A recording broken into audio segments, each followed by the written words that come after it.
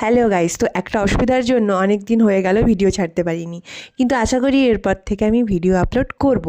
অনেক ভিডিও জমে আছে, তো তার মধ্যে আজকে আমি শেয়ার করছি জামাই ষষ্ঠীর ভিডিওটা। তো জামাই তো অলরেডি চলে এসছে আর এনেছে কিডনি বিক্রি করে অ্যাভোকাডো ফল, বড় লোকদের ফল এনেছে। যাই হোক, সেটা পরের কথা, পরে এটা কাটা হবে। আর এদিকে শ্বশুরমশাই মানে আমার বাবা করছে মাটন। অ্যাকচুয়ালি আমাদের জামাই ষষ্ঠী নেই, আছে জামাই বান্না।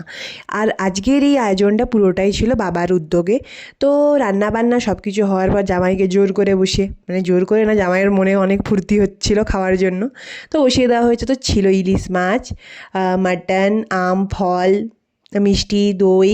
আর এছাড়াও সাথে ছিল ভাত আর পোলাওয়ের সাথে ছিল পোস্ত, আলু ভাজা, পটল ভাজা। আর এদিকে জামাইবাবুর মুখে স্পষ্ট দেখতে পাওয়া যাচ্ছে সে খেতে কতটা লজ্জা পাচ্ছে।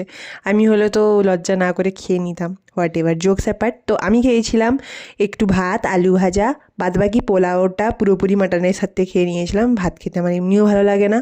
আর তারপরেই চলে এলো এই অ্যাভোকাডো কাটার স্ট্রাগল। আমি ইনস্টাগ্রামে দেখতাম যে ছুরিটাকে একবার বীজটার উপরে রাখলে পরেই বীজটা উঠে চলে আসে, কিন্তু আমার ক্ষেত্রে এটা হলো না কেন জানি না। আর তারপরে ফলটা খাওয়ার আগে বীজটাকে আগে ট্রাই করলাম খেয়ে, বাট কোনো টেস্ট নেই। ফলটারও কোনো তেমন টেস্ট নেই। লোকে যে কেন এত এটাকে নিয়ে পড়ে থাকে অ্যাভোকাডো অ্যাভোকাডো, আমি তো বাবা আপেলে খুশি। But moral of the story হচ্ছে গ্রেপস আর সাওয়ার।